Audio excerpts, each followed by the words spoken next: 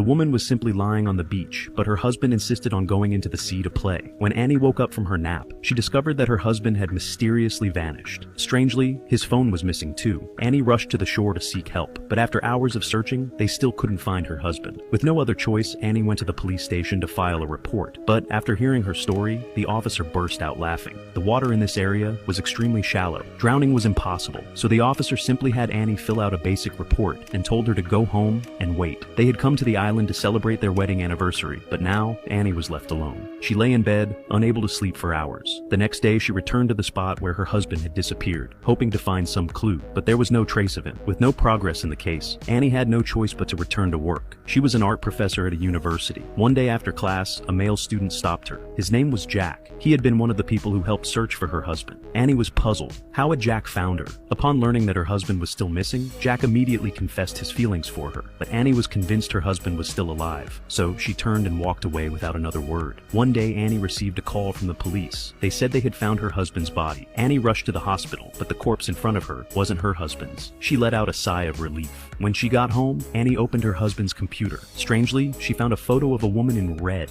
someone who seemed very close to her husband. But Annie had never seen this woman before. This convinced Annie that the woman must be connected to her husband's disappearance. Determined to uncover the truth, the next day, Annie sought out Jack, the one who had been pursuing her. She asked him to help her find the mysterious woman.